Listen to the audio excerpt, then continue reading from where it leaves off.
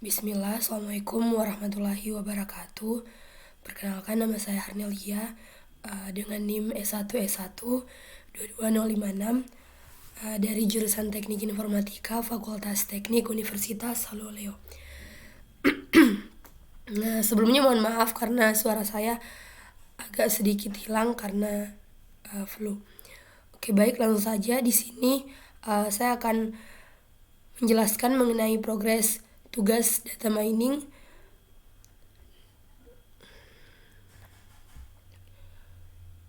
Jadi judul yang saya pakai di sini adalah prediksi penyakit jantung menggunakan algoritma random forest, pendekatan data mining untuk analisis kesehatan.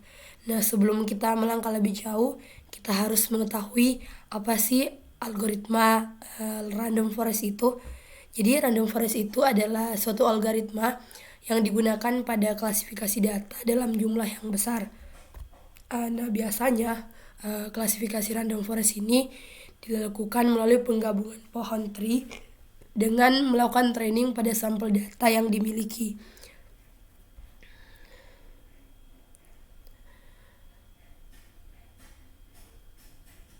Oke, kita lanjut. Random forest di sini menggunakan decision tree ini untuk melakukan proses seleksi, di mana random forest yang dibangun ini dibagi secara rekursif dari data pada kelas yang sama.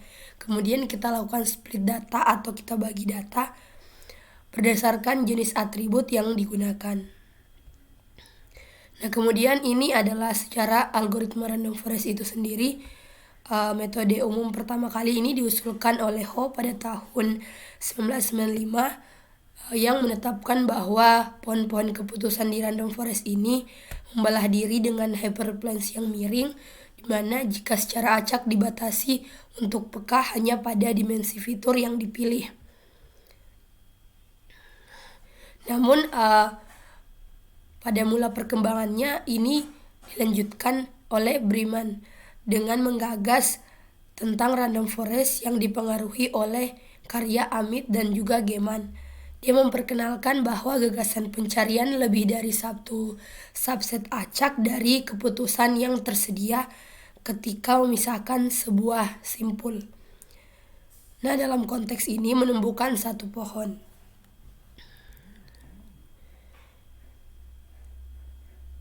Oke, di sini saya juga akan menjelaskan cara kerja algoritma random forest seperti yang dikatakan oleh dosen kemarin, untuk memperlihatkan cara kerjanya juga. Jadi kalau misalnya random forest ini tuh bisa kita analogikan, misalnya kita itu kayak sedang bertanya kepada banyak sekali teman, misalnya satu seisi kelas. Nah, pasti ketika kita bertanya pada seisi kelas itu memiliki banyak pendapat yang berbeda-beda. Nah, untuk menentukan jawaban terbaik, jawaban yang mana yang paling baik di antara semua pendapat teman yang berbeda-beda ini, kita bertanya kepada teman tersebut. Nah, setelah itu kita memilih jawaban yang paling banyak diusulkan. Nah, inilah prinsip utama dari algoritma random forest itu sendiri, yaitu menggabungkan banyak pendapat dari pohon-pohon keputusan untuk menghasilkan keputusan akhir yang lebih akurat. Nah, ini adalah analogi sederhana yang mungkin bisa teman-teman pahami. Misalnya kita beli satu kotak mainan. Nah, itu kita beli satu kotak mainan itu bersama beberapa temannya kita. Kemudian kita tuh suruh setiap teman kita untuk ambil mainan secara acak dari kotak tersebut. Nah, biasanya satu mainan itu bisa lebih, misalnya mainan itu bisa diambil lebih dari sekali. Jadi masing-masing teman bisa saja mendapatkan kombinasi mainan yang berbeda. Nah, setelah itu setiap teman hanya boleh memperhatikan bagian tertentu dari mainan. Misalnya hanya warna, hanya bentuk dari apa yang mereka lihat. Masing-masing mereka akan menebak jenis mainan yang sedang kita pegang. Nah, misalnya kita sudah tunjuk satu mainan baru. Semua teman pasti akan mencoba menebak mainan itu berdasarkan informasi yang mereka pelajari sebelumnya. Misalnya teman yang pertama ini berkata bahwa yang saya pegang ini adalah bola. Nah, teman yang kedua dia bilang kalau yang saya pegang ini adalah mobil. Nah, teman yang ketiga dia juga bilang kalau misalnya yang saya pegang ini adalah bola. Nah, karena tebakan terbanyak adalah bola, maka keputusan akhir adalah bola. Nah, proses ini itu sama dengan proses random forest memutuskan hasil akhir berdasarkan suara terbanyak atau majority voting dari semua keputusan yang ada. Nah, melalui pendekatan ini, random forest menjadi algoritma yang kuat dan stabil karena tidak hanya mengandalkan satu pohon keputusan saja, melainkan gabungan dari banyak pohon yang dibuat dari data dan fitur yang dipilih secara acak. Oke, ini adalah teorinya. Sekarang kita langsung ke implementasinya. Jadi, langsung saja. Di sini sudah ada codingan saya mengenai judul penelitian saya, yaitu prediksi penyakit jantung menggunakan algoritma random forest dengan pendekatan data mining untuk analisis kesehatan. Sebelumnya ini adalah permasalahannya, di mana kita akan menganalisis suatu dataset yang memuat berbagai metrik kesehatan pasien jantung seperti usia, tekanan darah, detak jantung, dan juga parameter kesehatan lainnya. Nah, tujuan utama dari penelitian ini adalah membangun suatu model yang prediktif, mampu mengidentifikasi keberadaan penyakit jantung secara akurat pada individu atau pada manusia. Mengingat kegagalan jantung ini kan merupakan konsekuensi yang sangat serius yang bisa timbul akibat kegagalan dalam mendeteksi kasus positif penyakit jantung, di mana penelitian ini menitik beratkan pada kemampuan model dalam mengenali seluruh pasien yang berpotensi mengidap penyakit jantung. Nah, oleh karena itu, rekal atau kelas rekal ini adalah kelas positif yang dipilih sebagai metrik evaluasi utama dalam pengujian kinerja model. Nah, ini adalah proses-proses yang akan kita lakukan nanti. Jadi yang pertama kita akan import library dulu. Oke, sebelumnya saya akan memperlihatkan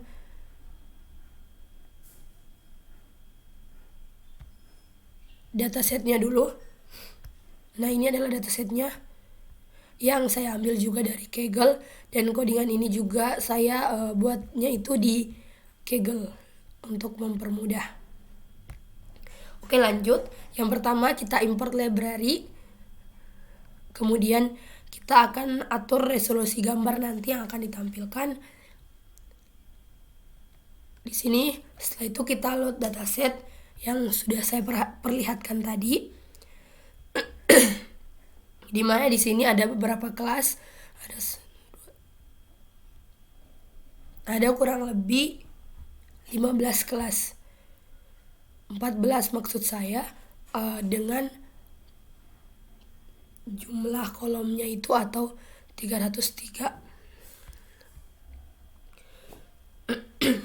Nah, kemudian ini adalah deskripsi datasetnya, yang dimana variabel X ini adalah usia pasien, seks itu adalah jenis kelaminnya, CP itu jenis nyeri dadanya, apakah dia angina tipikal, angina atipikal, nyeri non angina, atau tanpa gejala. Nah, untuk threshold BPS itu adalah tekanan darah, CHOL itu adalah kadar kolesterol, FBS itu adalah kadar gula darah, rest stage itu adalah hasil elektrokardiografi saat istirahat, TALAC itu adalah detak jantung, eksang itu adalah angina yang dipicu oleh olahraga. Maksudnya adalah saat kita kecapean. Olpeak itu adalah depresi, slope itu adalah kemiripan segmen, CA itu adalah jumlah pembuluh darah utama, TAL adalah hasil tes stres talium, dan juga target. Nah, target di sini status penyakit jantungnya. Kalau misalnya 0, artinya dia tidak punya penyakit jantung. Kalau 1 berarti ada penyakit jantung. Oke, kita lanjut di dataset overview, di mana di sini adalah gambaran umum dataset yang dimana setiap baris itu mewakili data dari satu pasien yang mencakup informasi yang seperti saya sebutkan tadi, yaitu usia, jenis kelamin, tekanan darah, hingga talium. Nah, ini adalah tampilan dataset awal. Kita bisa lihat. Jadi jumlah dataset ini terdiri dari 303 data, kemudian jumlah kolomnya 14 kolom, di mana sebagian besar kolomnya ini bertipe data integer, namun ada satu kolom yang bertipe data itu float. Kemudian nilai hilang atau missing values, itu tidak terdapat nilai yang hilang dalam dataset ini.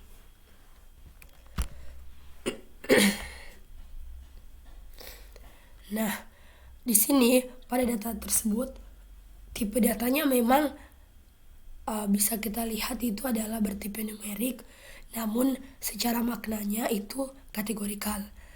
Oleh karena itu, fitur-fitur ini kita akan ubah menjadi tipe data string agar analisis dan interpretasi dapat dilakukan dengan tepat.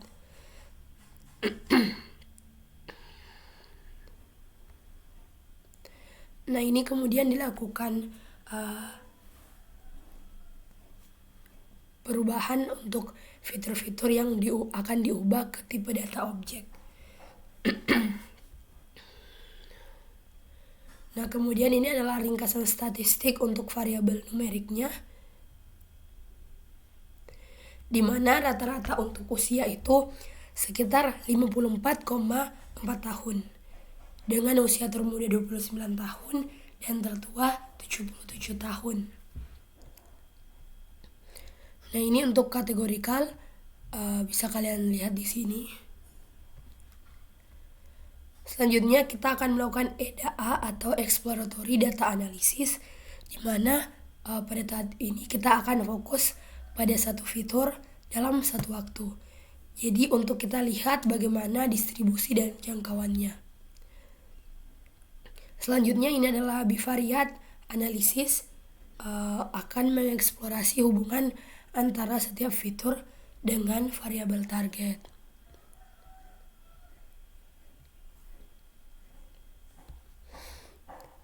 Nah, di sini kita akan buat subplotnya untuk melihat analisis univariat variabel numeriknya. Nah, ini bisa kita lihat di mana untuk usia itu distribusinya cenderung merata, namun terdapat puncak pada usia sekitar akhir 50-an.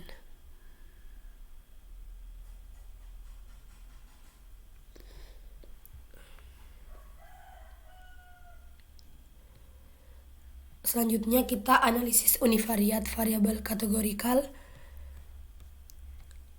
Ini distribusinya, bisa kalian lihat. Selanjutnya kita akan lakukan analisis bivariat. Nah, di sini adalah distribusi fitur kontinu terhadap target. Bisa kalian lihat untuk hard disease-nya seperti yang kita ketahui bahwa 0 itu adalah tidak ada penyakit dan 1 adalah ada riwayat ada penyakit. Selanjutnya kita akan melihat fitur kategorikal dengan target. Ini bisa kalian lihat. Setelah itu, setelah kita tahu bagaimana informasi mengenai dataset kita lanjut ke bagian data pre-processing, di mana di sini kita akan melakukan penghapusan fitur yang tidak relevan. Namun seperti yang kita ketahui tadi, di sana itu adalah fitur atau informasi yang berharga semua. Jadi kita akan mempertahankan semua fitur.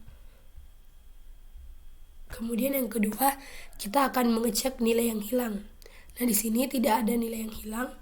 Kemudian setelah itu, kita akan melakukan penanganan data outlier. Nah, di sini didapatkan Untuk kolom trace itu ada 9 outlier, shoal itu ada 5 outlier ditemukan, Talaj itu ada 1 outlier, dan juga Olpeak ada 5 outlier. Nah, namun karena di sini kita menggunakan random forest, di mana algoritma ini umumnya tahan terhadap outlier. Jadi kita cuman perlu membuat pemisahan berdasarkan nilai fitur, dan outlier biasanya berakhir di note down-nya, sehingga dampaknya terhadap proses pengambilan keputusan itu tidak terlalu berdampak. Selanjutnya kita akan melakukan encoding, di mana kategori kali ini akan kita ubah menjadi numerik, di mana berdasarkan data yang akan kita encoding adalah kolom CP, restage, dan juga tal. Kemudian ini adalah kita implementasikan. Nah, setelah itu ini adalah hasil setelah di encoding. Semuanya angkanya sekarang bernilai numerik. Nah, untuk menstabilkan variansnya, di sini kita menggunakan box chocks atau transforming dari scout fitur, di mana di sini kita akan membagi data dengan tesisnya itu data latihnya 80%, data ujinya 20%.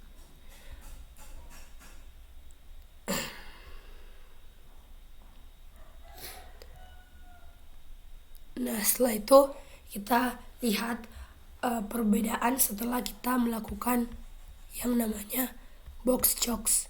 Yang di atas ini adalah sebelum kita melakukan box chocks. Nah, ini adalah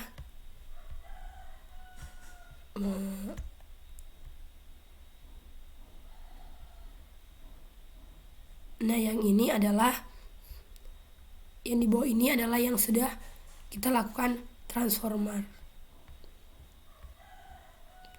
Lalu kita lihat kembali datanya kita. Setelah itu kita buatlah model random forest-nya. Dengan kita definisikan modelnya terlebih dahulu, kemudian kita lakukan hyperparameter tuning. Nah, untuk menentukan hyperparameter terbaik bagi model random forest-nya. Jadi di sini ada estimatornya, dan kita lihat yang hyperparameter terbaiknya itu adalah estimatornya 30, min sample length-nya itu 3, splitnya 2, dan max depth-nya itu 2. Setelah itu kita lakukan random forest untuk evaluasi model, didapatkan untuk mendeteksi bahwa dia tidak punya penyakit itu 0,84% untuk presisinya, rekalnya 0,79, dan F1 score-nya 0,81. Nah, untuk yang dia bisa deteksi kalau terkena penyakit jantung, untuk presisinya sendiri 0,83, rekalnya 0,87, dan juga F1 score-nya itu 0,85. Dengan rata-rata akurasinya itu 0,83. Nah, kemudian ini kita lakukan optimasi terhadap data uji agar akurasinya semakin baik. Nah, didapatkan 0,84. Nah, di mana kinerja ini kita bisa tahu bahwa antara data pelatihan dan data pengujian menunjukkan bahwa model tersebut ini tidak mengalami overfitting. Kemudian ini adalah kita akan menilai performa model dari random forest itu sendiri, sehingga didapatkan kesimpulan di mana model random forest ini menunjukkan performa yang baik dan seimbang dalam mengklasifikasikan data dengan akurasi sebesar 84%. Model berhasil memprediksi mayoritas data uji dengan tepat. Nilai precision untuk kelas 0 dan kelas 1 masing-masing adalah 0,85 dan 0,83, yang menandakan bahwa prediksi model cukup akurat pada kedua kelas. Sementara itu untuk rekalnya itu mencapai 0,88 untuk kelas 1, lebih tinggi dibandingkan kelas 0. Kemudian nilai F1 score-nya menunjukkan keseimbangan dengan nilai 0,81 untuk kelas 0 dan 0,85 untuk kelas 1. Serta rata-rata precision recall dan F1 score adalah berada di kisaran 0,83% sampai 0,84%. Di mana secara keseluruhan model random forest ini menunjukkan performa yang stabil, andal, tanpa indikasi overfitting, serta mampu melakukan generalisasi yang baik terhadap data uji, di mana model ini sangat potensial untuk digunakan dalam tugas klasifikasi dengan distribusi kelas yang relatif seimbang. Oke, baik. Mungkin itu saja yang saya bisa jelaskan pada pertemuan kali ini. Mohon maaf apabila ada salah-salah kata. Wabillahi taufiq wal hidayah. Assalamualaikum warahmatullahi wabarakatuh.